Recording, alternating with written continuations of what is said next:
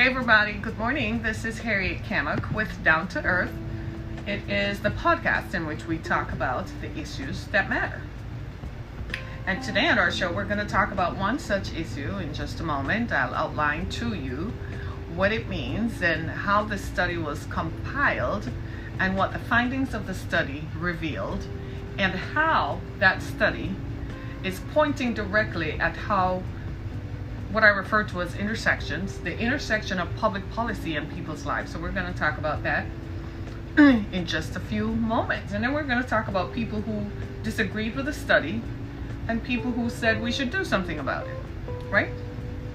So first of all, first things first, it's Martin Luther King Day 2020. And how many of us are still writing 2020 without the 2020? We're just writing like 1/14/20. No, especially if you're signing contracts, make sure you write 1/14/2020 so they don't say, well, you didn't sign the contract, or people with nefarious intentions can change it, right? Make sure you do that. And it's still 2020. And how many folks watched that game, the big game yesterday? To me, the real game was the Kansas City Chiefs. Oh my God, it was like two of my favorite teams. You know, I've liked the Titans for years because Robert McNair was one of the few black quarterbacks ever in the NFL. And I can't believe the Titans were beaten because the Chiefs, they never even made the playoffs. But last year, the quarterback for the Chiefs, Patrick Mahomes, shout out to him. I watched his face as he made those plays last year, and the crooked referees in the NFL took the game from him. We all know the NFL is jacked and crooked because they wanted to make it seem like Tom Brady of the Patriots is just the most athletic, astounding player ever. No, see, the point was to demonstrate athleticism and the fact that good athleticism outplays and wins games.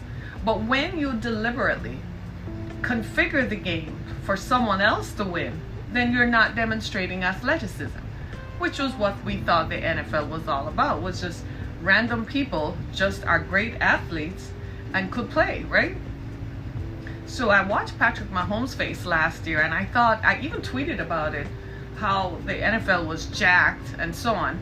And unknown to us at the same time, you see, you got to be careful sometimes who you mess with, because within a few months after the Patriots had won the Super Bowl game, it became clear that the owner of the Patriots had been having sex with sex trafficking victims who were undocumented immigrants just a few hours before the Super Bowl. I guess they didn't want that kind of spotlight this year because that story would have come up. Is he going to have sex with an undocumented immigrant and sex trafficking victims just a few hours before the Super Bowl? I mean, people are just crazy, aren't they? And think that you think you do stuff and nobody's ever going to find out. And the rest of the world will never know. And you can just do whatever you want to do, even though it's wrong, because the lights are off and nobody's watching, right? You got to be careful what you do in the dark because it will always come to light. You know what I mean? You have to be really careful. You can't hide. You can hide from people, but you can't always hide from the light of God. I mean, somebody is watching and somebody is keeping tabs, right? So this year, it was such a joy to see the NFL either came to its senses or recognized that it was about to lose a lot of its fan base, but they came to their senses, and boy, did that young man play yesterday. Did the Chiefs play a good game or what? Did they play? Oh my gosh. I was riveted. I couldn't believe it. I was such on a high. I was on such a high when the game was done. I didn't even bother with the game with the Packers. I really didn't I love the Packers, but I don't like Aaron Rodgers. I think he's arrogant and acts a little too privileged. And he does not play football anymore. I don't know why the Packers continue to keep him, because he's not an effective quarterback. He gets sacked. If he's not sacked, he's not making good throws. I mean, I think it was Tony Romo who joked that he hasn't thrown a catch in 7 years. I don't know what he's doing with the Packers. I think it's time they move forward. It's time to get rid of him. He doesn't play the game of football. He's always injured. He's always on the sideline. He sits out most games. Yesterday, while they were losing on the field, he was standing on the sidelines with his arms crossed. Like, what? It's time to get rid of him. It's too much. Oh, here in Detroit, we have a hardworking quarterback named Matthew Stafford. Now, the Lions don't win games, but guess what? Stafford at least plays. He, injured or not, he's out there. He's throwing the ball. He's making catches, and he's at least performing, right? So at least Stafford is playing. He's not sitting on the sidelines with his arms crossed.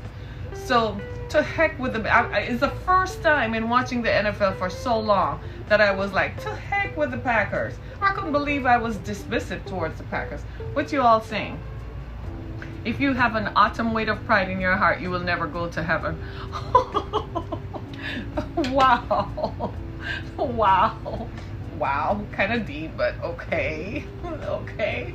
Right? So I'm so glad it's the San Francisco 49ers who joined with the Oakland Raiders. I kind of have some things with that. I kind of like the Raiders by themselves, and I did like the 49ers, so here we go. Right? So it's going to be a good Super Bowl. Gee, I can't wait. I'm all fired up for that. So that was a good Sunday afternoon. I tell you, it was terrific. I felt, here we go again. But kind of like with reservation. Maybe next year they'll come back with the whole Tom Brady Patriots thing, because whatever, right?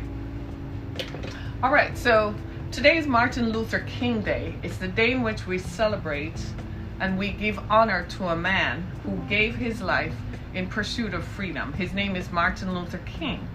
And whilst it's a federal holiday, that means the federal government is closed, so the mailman is not going to come today, right? And the state governments are closed. And some private enterprises, some are not, but the banks might be closed, right? The banks are closed because it's a federal holiday, right? But some private enterprise are completely, I shouldn't say ignorant, but with disdain, do not recognize Martin Luther King Day because it's a black man. Because the day surrounds the life of a black man. Now, they would want us to recognize their day if it belongs to their ethnicity, but they don't recognize. So to me, that just shows who you are. I wish people would stop being petty. When you have achieved a certain level of accomplishments, you need to let the pettiness go.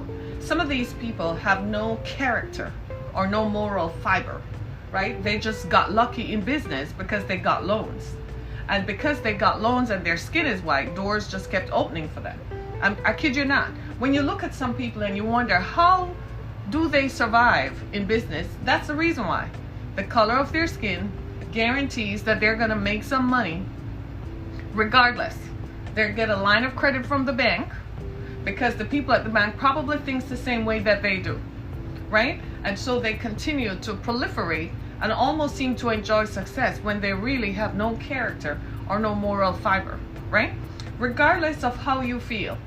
In the same context that I support freedom fighters anywhere, people who fought for freedoms for their people, is the same way I support freedom fighters anywhere, right? I recognize the gift and the accomplishment and rise above what my own tribalism would dictate that I should behave. Right? It seems sometimes people can't let go of their tribalism. The higher they climb is the more evident that it becomes. So today is Martin Luther King Day. So on this day, one of the things that Dr. King fought for was wages, right? He felt that if people earned enough, then they could have a standard of life that they too could own a home, buy a car, and send their kids to college, right? The American dream. Is that what we call it? The American dream? Right? Well, we're looking at a recent study done by Emory University showed that if minimum wage rates are increased, the rates of suicide would decrease. As you have probably heard by now, in the year 2017, just a few years ago, 47,000 people killed themselves. I'm not going to say died by suicide. I'm going to say what it is. 47,000 people killed themselves. This does not include what are referred to as deaths of despair, such as drug overdoses and alcoholism. They didn't include that in the study. Just people who killed themselves. And when it became, it's now considered, listen to this, according to the researchers in this study, they now refer to suicide as a slow motion public health crisis. A slow motion public health crisis. And by the way, suicide crosses all racial and ethnic lines. Suicide mostly affects people who are working class Americans, most likely to be impacted by the minimum wage. Working class Americans most likely to be impacted by the minimum wage. Let's just be clear about that. As a matter of fact, Bernie Sanders described it this way, that suicide and low wages, he described low wages as an assault, as a 40-year assault on working people.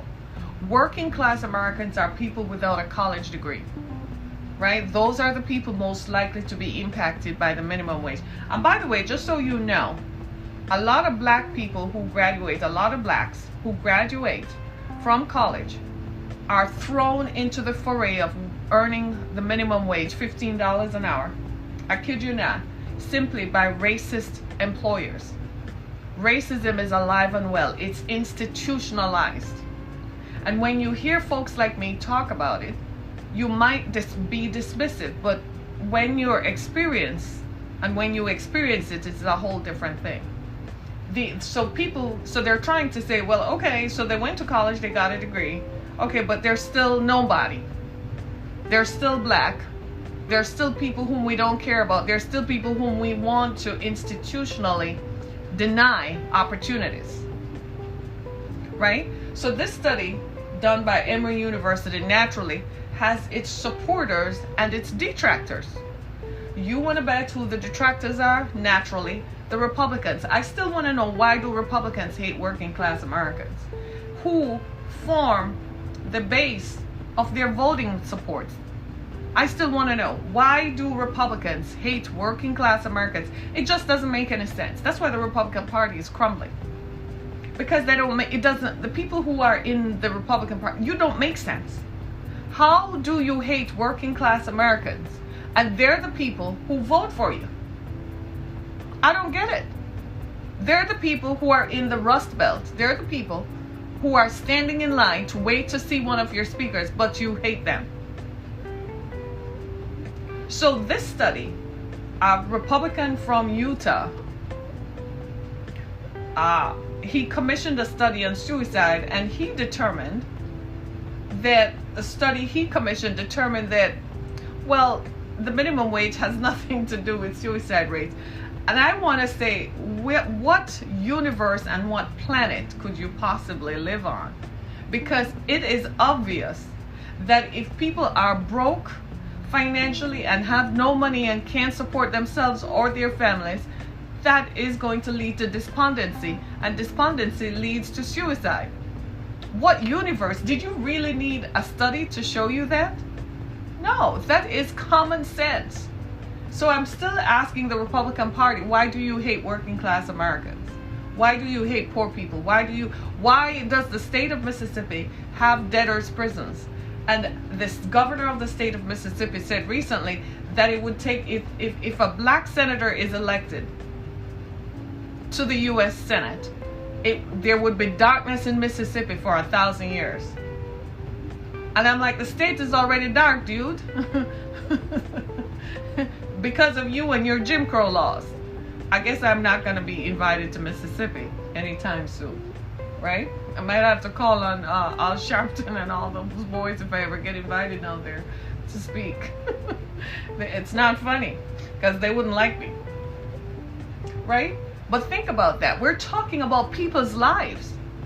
We're talking about a wide swath of the population who are being impacted directly by the economic crisis. And if the minimum wage continues to be low, the federal minimum wage, the Republican senator in this equation actually said, well, maybe we should do away with the federal minimum wage and leave states up to determine that. And the rest of us are like Republican-run states, like in the state of Mississippi, the minimum wage would be 25 cents an hour. Like, seriously? Like, where do they come from? Are they human? I've often looked at some of these folks and I'm like, either you are not human or they dropped you from another planet, but you are not real. And I want to know, who are the people around these people? They're just as bad. Their wives, their girlfriends, their mistresses, or if they don't have a mistress, they have a boy on the side, whatever it is they have. The people who work for them, their children. Does anybody not talk to these people? Are they not human? Do they not have blood running through them? Do they not think? What study do you need to tell you that there is a direct link between people earning money and being able to take care of themselves and killing themselves when they can't? What study do you need to tell you that? Blacks need to work together in Mississippi to rid the racist system. Yep. Some of Mississippi is equivalent to a third world country. Absolutely. Absolutely. Absolutely. Debtors' prisons exist in Mississippi. And you have people saying that the federal minimum wage should not be increased. You have people killing themselves, right? Because they can't afford to take care of their families. And you need a study to tell you that? Let me read you some facts that I found out in this study. This study was done between 1990 and 2015, right? 47,000 people died by suicide in 2017. They refer to this as a slow motion public health crisis. Honestly, when I was reading it, I after a while I stopped. But there's something that grabbed me after I read the story. It says that if there is even a $1 increase in the minimum wage, it would decrease suicide rates by 3.5%. And you have people saying that you should not increase the federal minimum wage. Because you live in a place where, okay, so everybody around you went to college, so everybody has a good job. But have you been to even if you don't know anyone in your family, have you been to the supermarket? Have you been to the pharmacy? Have you been to the gas station? Do you ever just go inside the gas station? Have you been to the big box store? I'm trying to see where your lives would intersect with people who would be earning minimum wage. If you are in the top 1%, if you earn more than $250,000 per year, I'm trying to see, because you yourself probably, do you pay your housekeeper more than the minimum wage? Right? Does your housekeeper earn as much as you do? No. So there you have it. Someone right there in your own house, right? Let's start right there. You yourself are probably an employer. Do you pay everybody you pay people above the minimum wage, right? But you pay them just enough so that you can make more money, right? So there you go. You just interacted with someone. You probably go to buy coffee, right? I guarantee you stop somewhere to buy coffee, right? You probably go to Target. Anywhere that you go, you're going to interact with someone. You probably see them over and over. So think about that. So I'm still going to ask my Republican friends, why do you hate working class Americans who are your base? Your base are not middle class Americans or upper middle class Americans. No. Your base are working class Americans who earn the minimum wage or a little above, who can barely feed their families, who are the ones who go out and vote for you. They still believe in the Great White Hope. So tell me again why you hate working class Americans who are the base of your support. At least with the Democrats, you can say, well, they have the folks who work in the factories who earn more than the minimum wage, right? They have liberals, as you call them, and they have intellectuals. So it's easy to say that maybe they're the ones who are, that's not their base, maybe. But for the Republicans, that is your base. Why do you hate them? Why do you hate people, working class Americans? What is it? You can't be living in such a bubble that you don't see the facts. You don't need a study. You don't need a professor of economics to stand in front of you. And you don't need a professor of psychiatry to stand in front of you and tell you that the people who come in seeking therapy after attempting suicide, it's because they can't work. You don't need that. It's as human as your skin.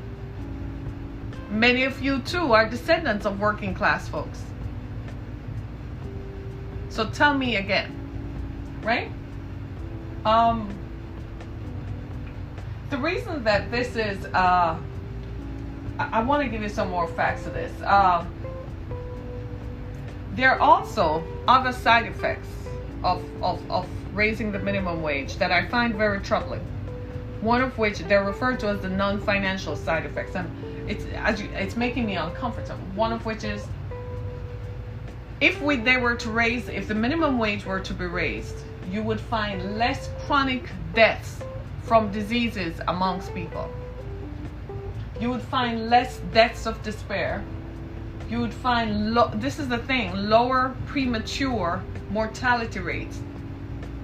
So lower babies being born prematurely. Someone is calling. Hey. Hello, welcome to Down to Earth. Good morning. Good morning. Hi. Good morning. We can hear you. Yes, hello? Yes, good morning. Welcome to Down to Earth. Yes. Yes, good morning. Very interesting subject. I'm not a Republican, but I can tell you from a workman's perspective. And I'll just use one little brief story. Several years ago, I worked in an office. I'm in information technology, and when I worked in an office, there was a secretary. They called her the office assistant. I'm not sure what she was making, but I'm sure it was minimum wage. She was there for about maybe, I'd say 8 months or 9 months or something like that. And people, you could tell the other people in the office just kind of took her for granted, I guess you could say, from the standpoint of they weren't looking at her employee-wise as a person with potential or whatever. But behind the scenes, certain people, because of her great performance, she was so good until she made people not notice her, because people started to assume that certain things were going to happen just because of her commitment. What she made, I have no idea. But here's what happened. Her husband had a shoulder injury or whatever, and she had to quit. 2 weeks later, you would have thought that office, that someone had thrown an atom bomb in there. It was like, well, who was doing this and who was doing that? Brenda. Well, who did this? Who did that? I mean, people started to literally suffer. Their performance started to suffer as a result of, she wasn't a braggadocious type, always whining about money. But it wasn't until she was gone and people started actually looking at the granular performance that she performed every day. Those people, I guess including myself, had a true commitment and value to what the people that so-called minimum wage are doing. Now, that was years ago. I own my own company now. I've been in business for 15 years. When I find a person, maybe not just a young person, that on the pay scale, based on their profession, or experience, you would say, okay, they're a minimum wage person. I don't hire people like that for that reason. I look at a person's potential and commitment. And in several cases, I have paid a person that would normally be a minimum wage employee almost double what they were worth on the open market. But the intrinsic benefit of doing that is a lot of people take that as a springboard and say, hey, these people believe in me, I'm going to reciprocate. And what you end up with is a lot of diamonds in the rough and people that just become so committed and loyal, not only to the company, but what they're trying to do, until you get that revenue back many-fold. Right. But the average organization doesn't look at it like that. They look at it from a dollars and cents perspective. I don't know what the correlation that is to suicide, but most of the people that I've run into that, like I'm making minimum wage, they're very high-spirited, committed, and energetic people. Yeah, because they have to be. Because who would imagine working at McDonald's, right? Imagine that's what you have to do to feed your family. Imagine working at McDonald's and you're earning $7 to $8 an hour, but you don't work 40 hours a week. You work maybe 25 or 30 hours a week. And that is what you need to go feed your family. Imagine, I would be high-spirited too. I would have to be in order to not hate myself, in order to not feel like I'm a loser. You see what I mean? So what I'm saying is a lot of people counteract that, but when the lights are off, when no one else is around, and you have to deal with what you have to deal with. Think about it. And even now, even in today's world where most employers will tell you they don't pay the minimum wage, they pay people $10 and $12 an hour, $13 an hour. The statistics are that if you want to rent somewhere, for you to pay rent of $7.50 per month, you need to earn $14.70 per hour. And this was 5 years ago. That was 5 years ago. The typical rent today is not $7.50. The typical rent today is $9.50. $950. Sometimes you wonder, maybe you should go try get a mortgage, but imagine, how are you going to work to save up the down payment to go to make a mortgage, to make the down payment on a mortgage? Do you see what it's almost as if people, and this is what people face, they're caught in a vortex where they can't get out of it. And because thank you so much for calling. I appreciate it. What's your name, sir? Thanks so much. Harold. Thank you so much. Thanks for listening. Tell others about us, right? It's almost as if people are caught in a vortex and they can't get out of it. They can't seem to. Harold is right. These people are high-spirited. Well, you gotta be. Who wouldn't be if that's all you have to do? And this is what is causing. We started seeing this after the 2008 crash. Remember? When all of a sudden multiple generations started living in the same house. People began losing their homes, so they had to move in. And I know for most of you that's not your situation. Well, shout out to you. But for a vast majority of the population, this is real. And this is real time. The people who conducted the study are professors. So they're well paid. They're in the top 1% of earners in the country. But yet the study itself left and defined them and left a mark on them, because you're looking at real people. People are dying from deaths of despair, drug overdoses, and alcoholism because they simply can't make it. And when you hear conversations about raising the wage and increasing the minimum wage, you've got to understand and look at people as if they're human.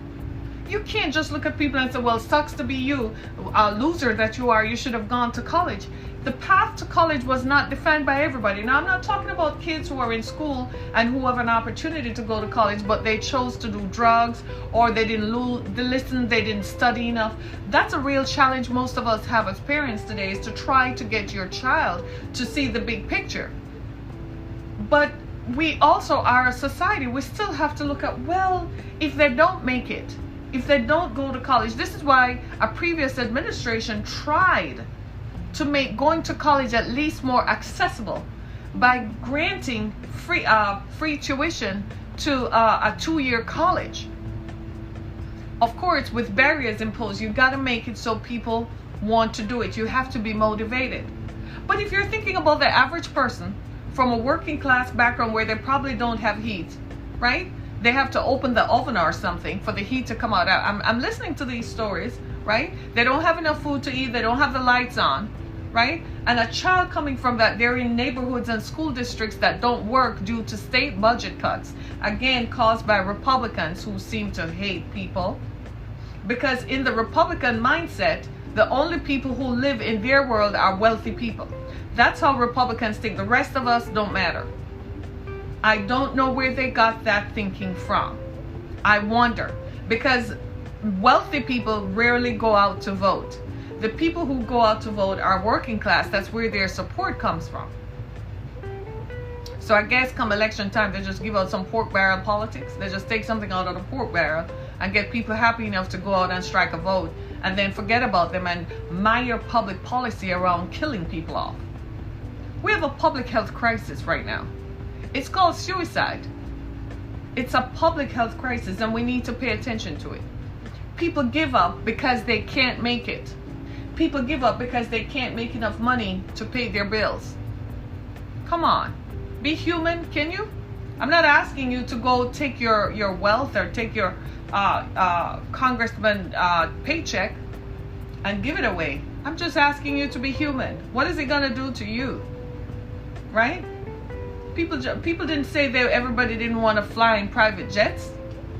They didn't say everybody wanted to go to the country club. They just said they wanted to live so they can go home, put their feet up and drink a beer while they watch whatever their sitcom is.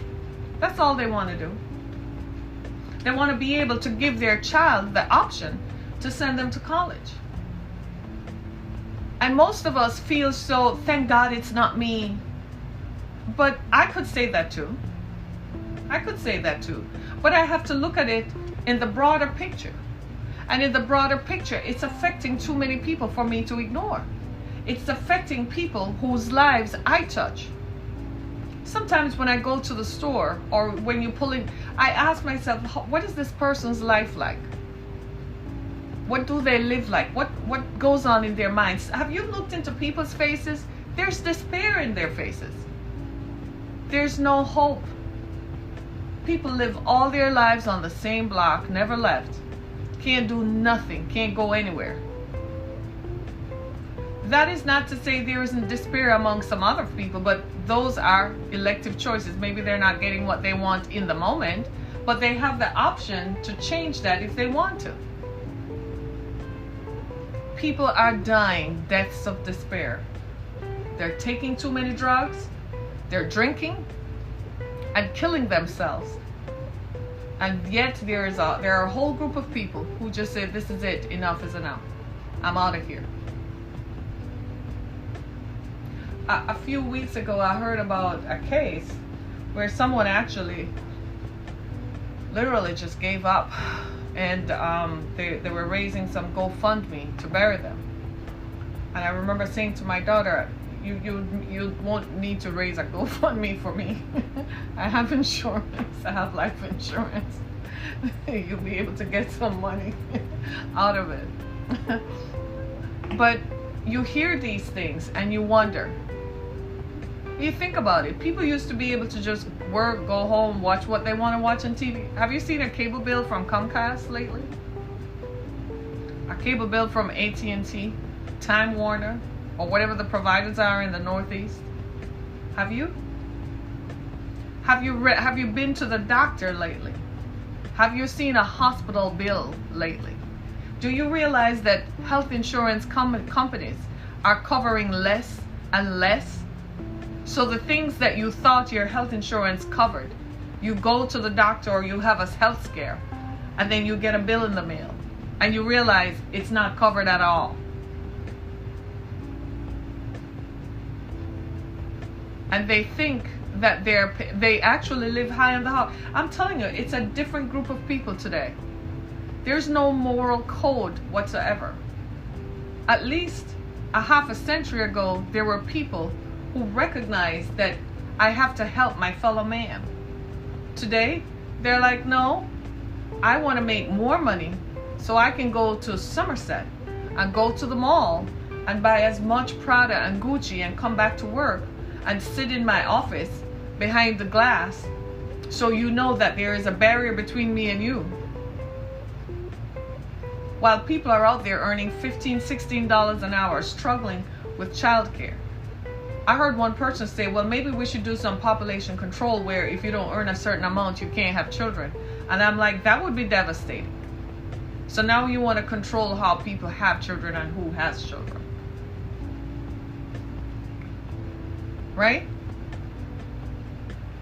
I've heard young people say they're not going to have children for a while because children are expensive. Yes, childcare is monumentally expensive. And after you pay childcare, sometimes you just work enough to pay the childcare because it costs $800 a month for an infant up to a toddler. That's why people are having 2 children or no children at all, because it's expensive. They've made it so it's expensive. People, you wonder about this. It's almost as if an element of cruelty has crept into our moral fiber, And that element of cruelty is what is conflating across politicians, black and white alike, politicians red and blue alike, that are creating public policy that are hurting people. Do you see what I'm saying? You can't just look at people and say they're working class and leave them to fend for themselves. It's inhuman. This used to be the country where that mattered. How we treated people mattered. Now it doesn't. We're all like, I'm rolling high on the hog anyway. I don't care about you. Whatever happens to you, happens to you. You want to kill yourself, off yourself, whatever. And to show you how economics directly impact people, check this out. I was reading something yesterday that popped up on my timeline about a man in Central Florida, in Orlando, right? Just outside of Disney, who killed his entire family. And for the first 2 weeks of this year, nobody had seen his family. And so family members called the police and asked to go do a welfare check. They did the welfare check, didn't see anything, so they kind of just left it alone. What happened is the owner of the house served a eviction notice. And when the cops went, still nothing. The FBI were investigating the family. The family originated from New Jersey, from Connecticut actually. They had a family therapy business, a physical therapy business. They are both educated, right? The wife had a master's degree in physical therapy, because that's what's required now, right? In order for you to work to collect Medicare, right? So the wife had both the wife and the husband. So they have their own physical therapy business in Connecticut. He moved to Central Florida, just behind Disney, in a community called Celebration. I'm familiar with that community because we almost bought a house there. If I hadn't broken up with my ex, we would have bought a house there. We were looking at property in there when it was just getting off the ground.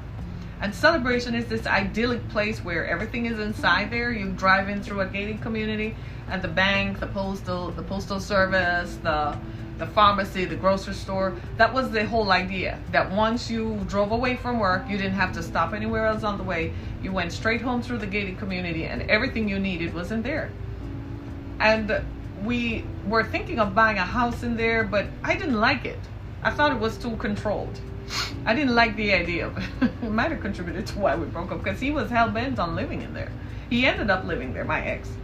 But I didn't like it. I thought it was too controlled. You know, like they just want everybody in the same. I didn't like the idea of it.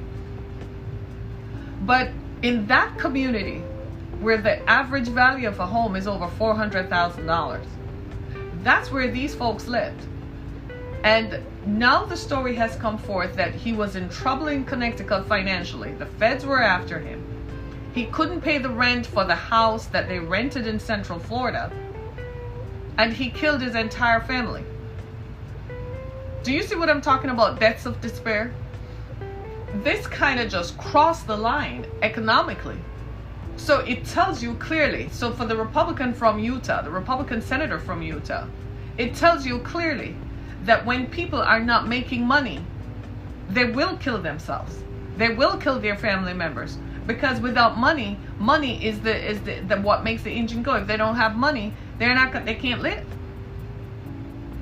So the argument that there is no correlation between money and people killing themselves does not fly. It doesn't ratify. It doesn't even make sense, because in the story, I think you can find the story on TMZ, right? I kid you not. You'd have to look up this. I don't know if there are images of Celebration, but I kid you not, it's what it is, right? There were, clubs in there and so on, and most of the houses, you'd have a pool house.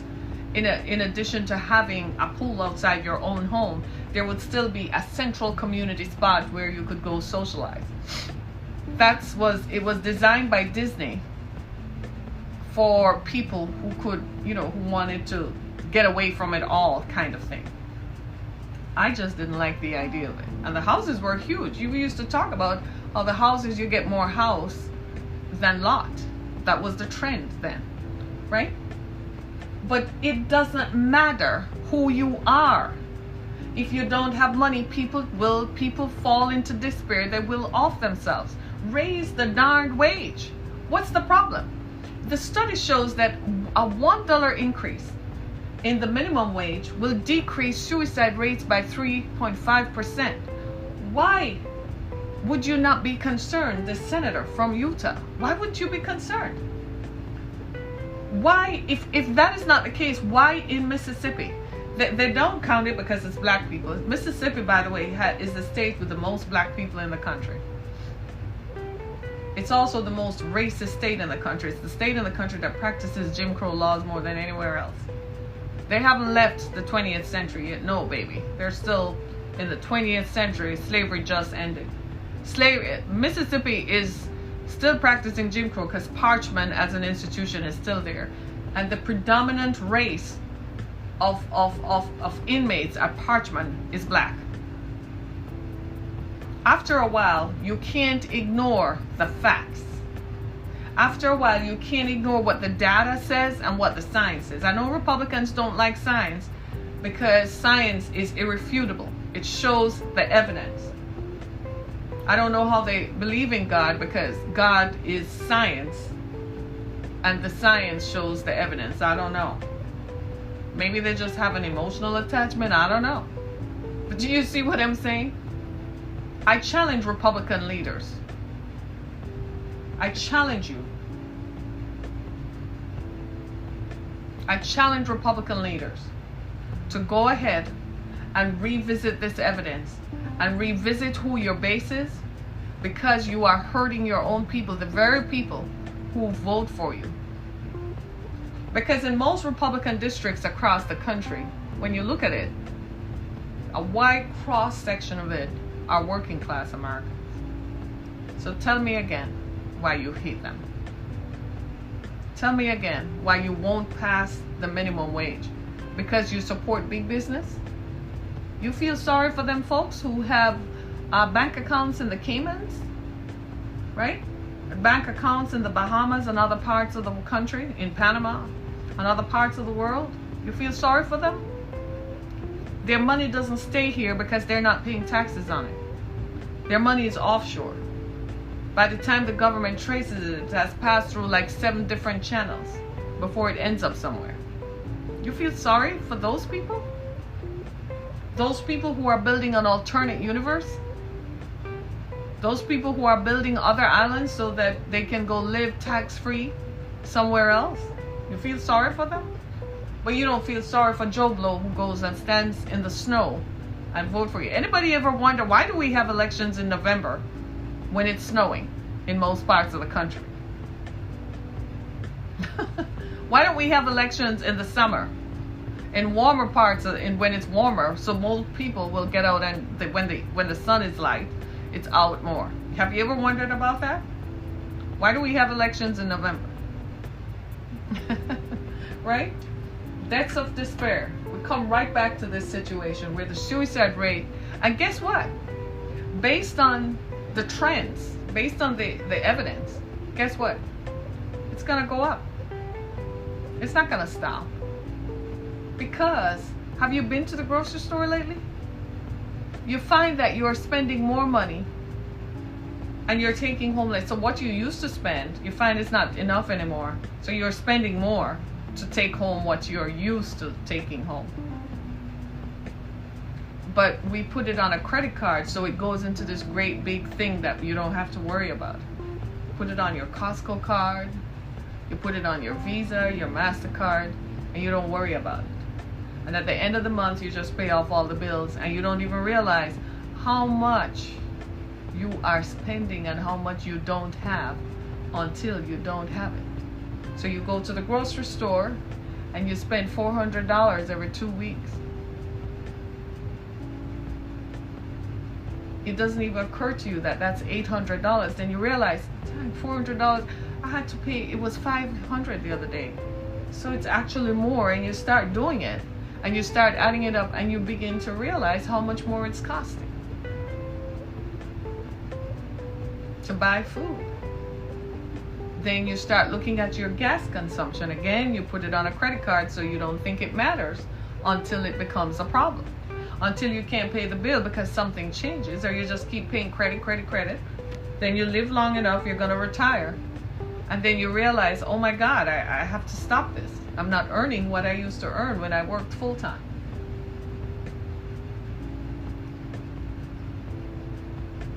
People get sick and then they bottom out. Most chronic illnesses come with an element of depression.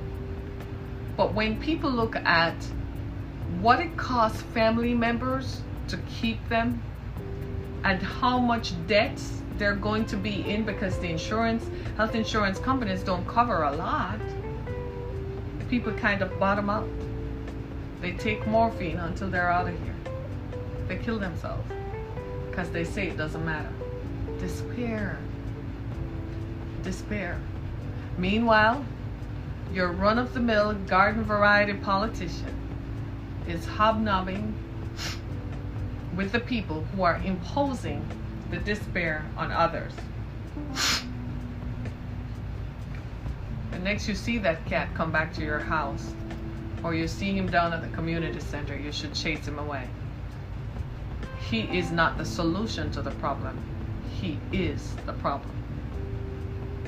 Because if he didn't exist, that they could buy him out, you would have better public policy that could change and impact people's lives. Right? We need to do something about it. So this was heavy. It's a heavy program with a lot of content. I don't want you to walk away feeling bad. So here's what I'm going to ask you to do, all of us. Take a deep breath. Exhale. It's going to get better. You know how it's going to get better? Because we're going to believe and we're going to action it. If you know someone like this, you're going to start the conversation on your timeline. You're going to look up the representative for your area, and you are going to go on their page and you're going to make a comment, and you're going to start you can start a conversation on your timeline with tag the representative's name, and it will automatically post to their page. If you start a conversation, that representative is going to see, the people in their office are going to see it, and they're going to say, this is what people are saying, and they're going to respond. That's how we can make effective, meaningful change. I am begging you, stop following entertainment news. Stop following what Jennifer Aniston is doing, or, oh, it's not Brad and Jennifer anymore. That shows you how they did. Jay-Z and Beyonce, Kim and, what's his name, Kanye? It's not that anymore. Okay. Whatever the entertainment icons are to it today, stop following that. Start paying attention to the issues that matter. This matters. The minimum raising the wage matters. It's time to raise the wage. That conversation that this doesn't matter is irrelevant. It's hurting people. And you and I, while we yet live, we have a chance to impact other people by creating awareness about this. Raise the darned wage, would you? Raise the wage. Raise the darned wage. Raise it. Let people feel some sort of relief. Let freedom ring. Let people feel better, right? Martin Luther King gave his life so that people could earn better wages. At the time, people weren't in, it was worse than despair. They just felt that there was hope that things could change if they marched enough and called attention to it. Now, 60 years later, we're still wondering about that because there's more economic oppression. It seems that we have to work harder at changing public policy and at working at hiring, ensuring and electing people who are not as susceptible to being influenced. Because it seems once they move away from the people, they start looking at the facts, and they're like, I want to make money while I'm here. And oftentimes doing that is a sellout to the people. It is what it is. That's how it is. It's politics. I call it politricks. See, it's a game. And the game is not designed for those to win. But here's the deal. It's a race. And because it's a race, we've got to run it. And because it's a race, we're going to have to set our standard and set our mark and set our goal that we're going to win. So I want you as of today to start thinking about ways in which we can help each other. If you're at the grocery store and you see a senior, or you see a single mother, or you see anybody struggling, even if you can't pay all their bill, say, I got some of this.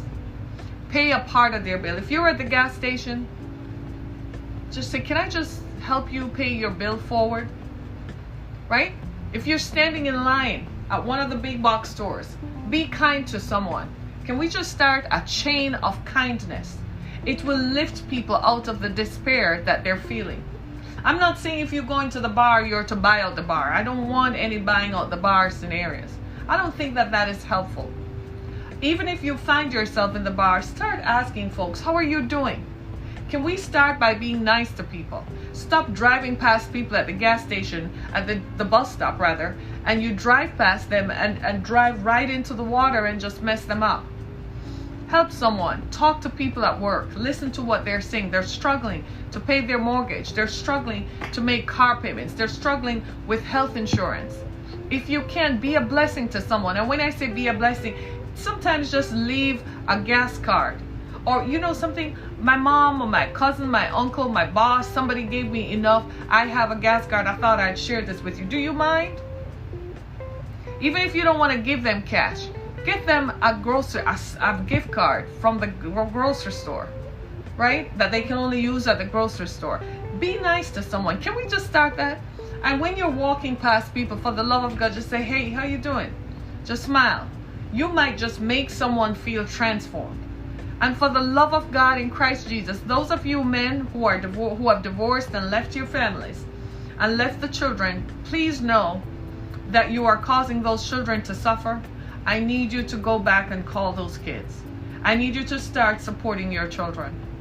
I really do. I need you to start doing it. It would minimize the despair that the mother feels left alone to raise the children by herself, but you're also helping the children. They're your children. You created them, right? Help somebody. If you're a landlord and you have a tenant who is struggling to make the rent, listen to their story. Be a blessing to them. Ask them if they have tried this program, if they have tried that program. Suggest ways in which they can help. Say, okay, every month what you're going to do is you pay me this much. When you get paid, pay me this much, pay me this much. Right? Help people. Don't just ignore people. Don't act like they don't exist. Don't act like they're nobodies. Help people. We can all start. We can start somewhere. We can start somewhere. Be nice to people. Those of you who earn $14, $15 an hour, but you work for the state government, be nice. Especially you folks who work for the state government. My God in heaven. Yeah, I know you think you don't have ideal working conditions, but look at it this way. You're off on all major public holidays. Be nice to people. Be nice. Right? Be nice. We can all start somewhere by being nice. Let's decrease the suicide rate. And let's ask all politicians who are working to raise the wage, support their cause, right? Retweet what they have to say, comment. And those politicians who don't believe it, show them the facts. I'm going to post this link to the New York Times article so that you can see it. That you can see Harriet didn't make this up. This was a study done by Emory University. It was published on January 7th in the New York Times. And it talks about the direct correlation. Can we just be human again? Thanks so much, everybody. It's Monday. It's MLK Day. As for me, still got stuff to do, right? The rest of you who work are off. Hey, you know, we don't have Monday Night Football, but hey, we can live, right? There's Netflix. By the way, have you all seen that Netflix is taking a beating from Disney? Because Generation Z loves their Disney. You know that, right? Generation Z and Generation Y, they're not giving up on Disney because they grew up on it. So Disney has its own streaming service, and they're giving Netflix a run for the money.